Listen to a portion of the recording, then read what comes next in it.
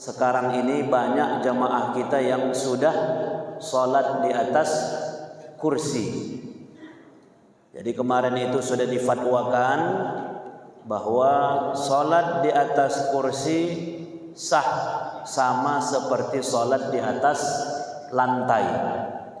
Tapi yang perlu diperhatikan catatannya dalam fatwa itu adalah selama masih bisa berdiri, berdiri dulu. Jadi kaifiatnya itu, caranya itu juga disepakati. Karena kan rata-rata kita, orang-orang tua kita ini yang payah waktu hendak sujud. Waktu mau sujud, bangkit dari sujud, itu yang payah. Tapi kalau berdiri masih banyak yang tahan.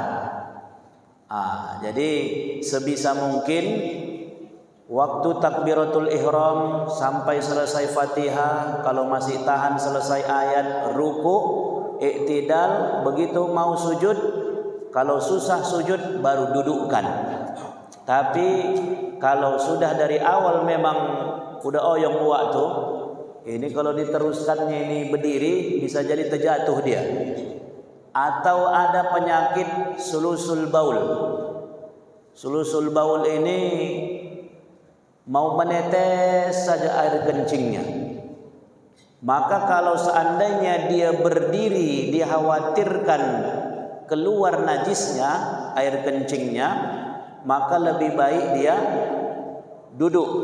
Atau kalau dia berdiri, gara-gara berdiri dia oyong, maka lebih bagus duduk. Tapi kalau masih bisa berdiri, wajib berdiri. Jangan dimudah-mudahkan. Nah, kadang-kadang ini sehatnya masih dia, berdiri masih tahan. Tapi begitu sampai di masjid langsung duduk. Tidak boleh. Selama masih dia bisa berdiri, berdiri. Ini nanti kadang-kadang undangan naik ke atas keyboard masih tahan dia Bang Ben. Membawakan satu lagu, dua lagu masih tahan dia di keyboard. Pala sholat duduk. Itu pun tak cocok itu. Jadi kalau masih bisa berdiri, wajib berdiri. Yang kedua, yang termasuk dibahas kemarin di Komisi Fatwa adalah hukum menggunakan trotoar untuk kepentingan pribadi. Itu kemarin dibahas di Komisi Fatwa. Karena sekarang ini Bapak Ibu, ya, salah satunya kita memang bersyukur kegiatan UMKM anak-anak muda kita, Pak Asisten, kan merebak di mana-mana. Kalau kita di rantau ini jalan orang Bapak nanti di Ahmad Yani malam, itu depan toko-toko sampai Petran semuanya itu sekarang sudah penuh jualan. Anak-anak muda kita nongkrong jualan kopi, ya. Hampir rata-rata trotoar itu digunakan untuk kepentingan pribadi. Dalam hal ini berusaha jualan. Perlu diketahui Bapak Ibu yang dirahmati Allah, kemarin itu walaupun fatwanya belum resmi dikeluarkan, tapi hasil ijtima' sudah disepakati bahwa pada dasarnya hukum menggunakan trotoar untuk kepentingan pribadi adalah haram. Ya, karena di situ mengganggu kepentingan umum. Walaupun di fatwa itu ada kecuali, ya, kecuali memang mendapatkan izin dari yang berwenang, dalam hal ini pemerintah, dan pemerintah juga dituntut, didorong untuk menyiapkan solusinya. Jangan sekedar kita haramkan tapi pemerintah tidak memberikan solusi. Haram karena mengganggu orang lain, tapi berikan juga solusinya. Berikan tempat di mana yang layak dan pantas untuk berusaha. Setahun sebelumnya juga sudah ada fatwa terkait juga hukum menggunakan jalan. Jadi kalau kemarin itu hukum menggunakan trotoar, ini kemarin hukum menggunakan atau menutup jalan. Karena memang kebiasaan kita, asalkan ada acara tutup jalan, ada kemalangan tutup jalan, sama. pada dasarnya menggunakan fasilitas umum untuk kepentingan pribadi, ya, apalagi sampai menyulitkan orang lain, pada dasarnya hukumnya adalah haram, tidak boleh. Jadi kalau haram itu dikerjakan berdosa, ditinggalkan berpahala. Kecuali, ya, dalam fatwa itu juga ada kecuali memang, ya, sudah mendapatkan izin dari yang berwenang dan memang sangat mendesak. Misalnya terjadi kemalangan, terjadi apa misalnya, dan memang itu diizinkan oleh pihak yang berwenang, maka boleh. Yang ketiga, fatwa yang dikeluarkan adalah terkait hukum mengeluarkan zakat harta dengan bentuk makanan pokok. Selama ini yang dibahas Bapak Ibu adalah hukum zakat fitrah dengan uang. Selama ini kan kita berzakat fitrah itu harusnya dengan makanan pokok. Beras misalnya 2,7 kilo, kita ganti dengan uang. Itu fatwanya udah lama ada. Jadi fatwanya itu MUI mengatakan boleh menukar beras menjadi uang. Walaupun fatwa ini diperdebatkan, ya, karena Imam Syafi'i beratnya 2,7, sementara Imam Abu Hanifah membolehkan dengan uang tapi beratnya 3 kilo atau 3,8 kilo, hampir 4 kilo. Ya, walaupun fatwa ini dipertentangkan, tapi kalau saya memang lebih memilih kalaupun dirubah dengan uang, pakai timbangannya timbangan Imam Abu Hanifah. Beras 4 kilo dihargakan dengan uang. Tapi ini yang dibahas, yang difatwakan itu kita zakat harta. Misalnya Bapak Ibu zakat pertanian kelapa sawit, selama ini zakat itu dikeluarkan dalam bentuk uang, ya, kita kasih ke Basnas atau kita kasih langsung ke orang yang membutuhkan dalam bentuk uang. Ini yang dibahas adalah kita kasih dalam bentuk beras, kita kasih dalam bentuk minyak makan, kita kasih dalam bentuk apa lagi? Telur, dalam bentuk makanan. Nah, bolehkah seperti itu? Ya, maka kemarin difatwakan kalau memang kondisinya sangat membutuhkan makanan pokok, maka hukum mengeluarkan zakat harta itu dengan bentuk makanan adalah boleh. Pas kemarin kami itu waktu ijtima ulama itu kemarin pas memang dalam kondisi banjir di Kota Medan. Ya, macam sekarang nih lah Bapak jemaah yang dirahmati Allah. Kalau sekarang nih kita antar duit sama korban musibah tuh kira-kira guna enggak, Bu? Enggak guna. Cuman itu pula lah, udah ada pula lah yang mau menyumbangkan alat olahraga ke sana. Menteri olahraga udah hendak menyumbangkan, kita akan sumbangkan alat olahraga katanya. Oh Tuhan, memang kadang-kadang yang aneh-aneh saja lah kerja kita. Iya, beginilah musibah ada-ada saja. Orang masih perlu makanan, datang dia dibilangnya kita akan sumbangkan alat olahraga. Enggak ngapain orang tuh di sana. Makanya aneh-aneh lah. Ya. Ada yang memikul beras, ada yang pakai rompi anti peluru, macam-macam lah kerja. Ya. Jadi macam inilah sekarang nih, korban bencana Aceh, Tapanuli sampai Sumatera Barat. Kalau kita mengeluarkan zakat, kita mau nolong nih, sedekah sudah, ini zakat harta kita ada banyak. Kalau kita antarkan duit ke sana, nggak bisa dimanfaatkan orang tuh. Maka bolehkah kita antarkan dalam bentuk Indomie, dalam bentuk beras dan sebagainya? Maka dalam hal ini, kondisi seperti ini, maka dibolehkan. Mengingat kondisi yang kalau seandainya kita antarkan ke sana dalam bentuk yang tidak siap makan, maka akan menyulitkan mereka. Contoh, dalam fikih itu, fikih zakat, fi kulli arba'in syatun. Orang toke kambing dalam fikih zakat peternakan itu, toke kambing yang sudah punya kambing 40 ekor dan selama 1 tahun itu bertahan ini 40 ekor, bahkan bertambah dari 40 ekor, maka kata Nabi di setiap 40 ekor zakatnya adalah 1 ekor kambing.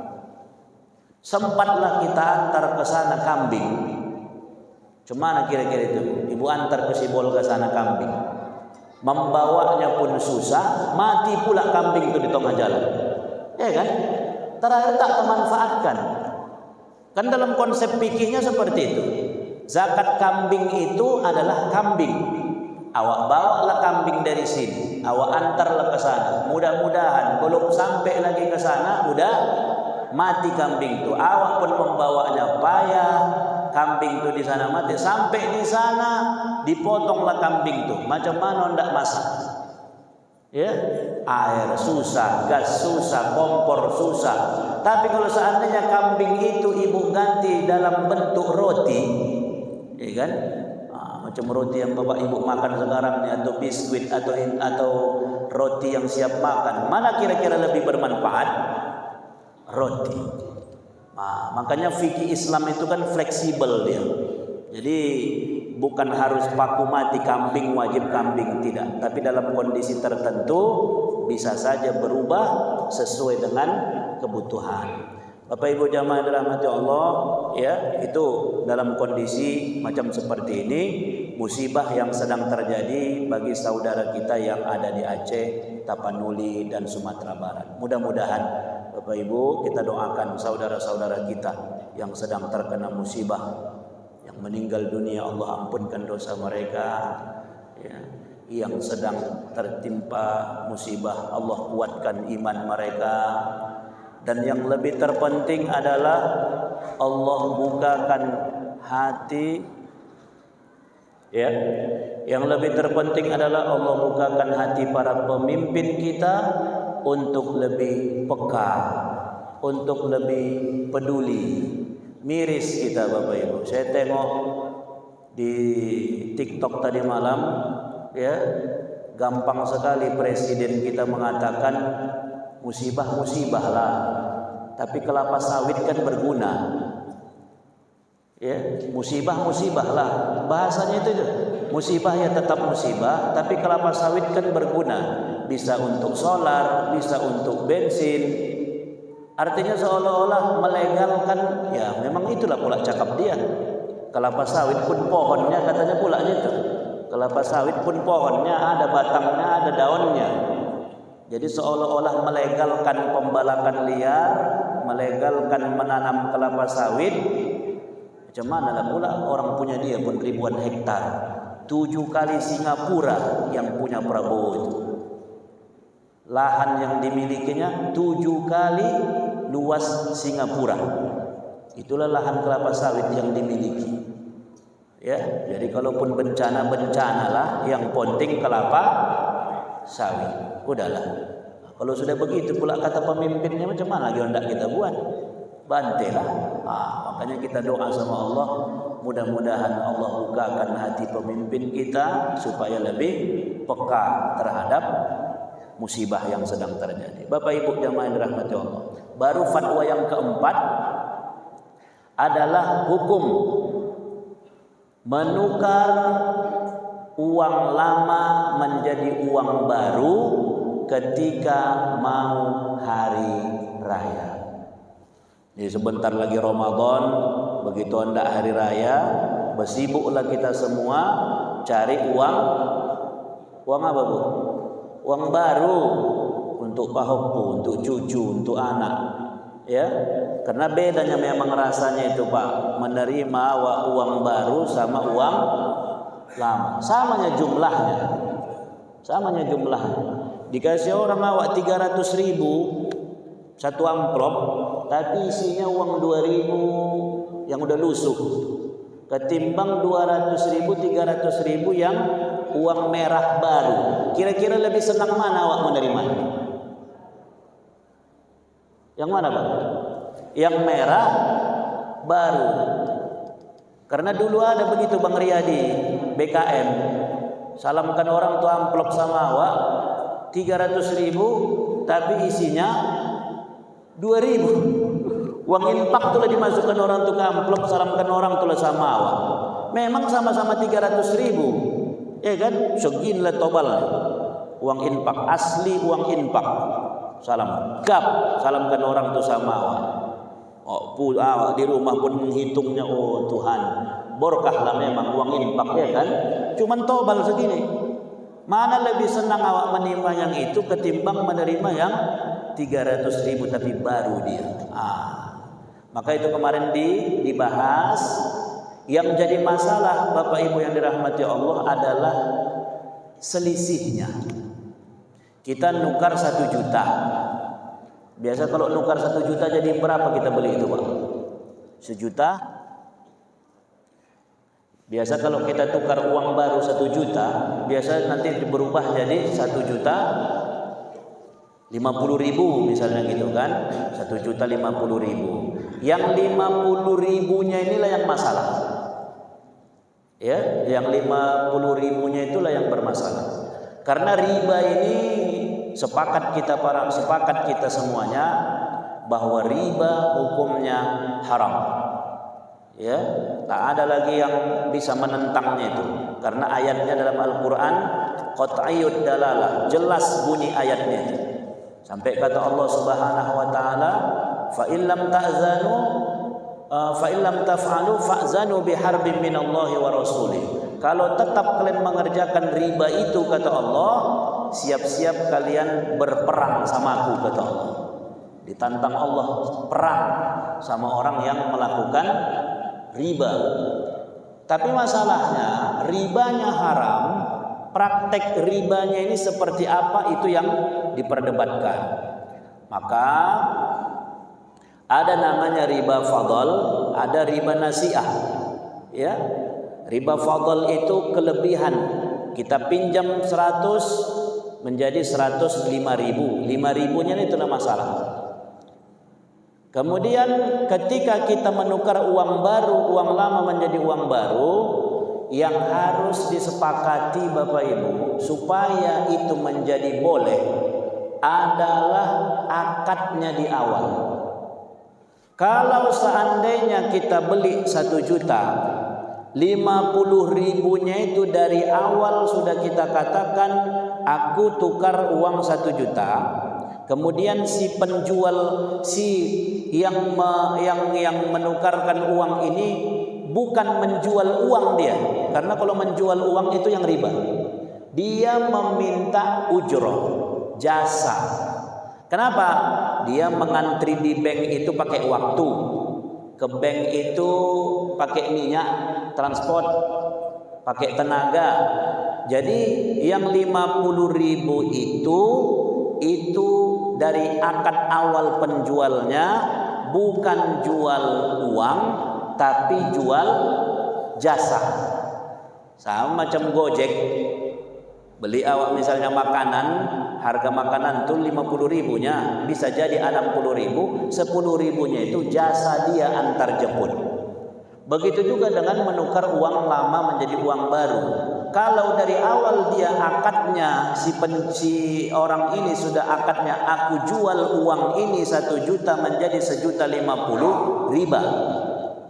Tapi kalau dari awal dia berakad, ini uang 1 juta, Bapak uang lama aku ganti pakai uang baru. Tapi Pak, ini menukar uang ini ke bank pakai tenaga ini. Jadi jasanya, upahku menukarkan itu kemarin ke bank, ku minta 50.000. Jadi kalau akadnya adalah ujroh, jasa, maka hukumnya boleh. Tapi kalau dari awal dia sudah mengatakan dia menjual uang 1 juta, dijualnya menjadi 1.050.000, maka disitulah selisihnya riba nasiah, riba fadl, maka hukumnya haram. Maka tugasnya kita sebenarnya, ya, tugas kami para dai adalah menjelaskan itu kepada orang-orang yang menukarkan uang, yang punya jasa. Dari awal dia harus berakad bahwa aku bukan jual uang, tapi aku jual jasa. Supaya apa? Supaya dia tetap bisa berusaha, tetapi usahanya halal. Jangan sampai dia berusaha menjadi usahanya haram. Baik Bapak Ibu yang dirahmati Allah, itu 4 fatwa yang dibahas. Pertama tadi sholat di atas kursi, kemudian menggunakan trotoar, yang ketiga adalah menukar zakat harta bentuknya menjadi makanan, baru yang keempat adalah menukar uang lama menjadi uang baru. Selisihnya selama dia akadnya ujroh maka boleh, tapi kalau akadnya jual beli maka hukumnya haram. Bapak Ibu orang tuaku yang dirahmati Allah,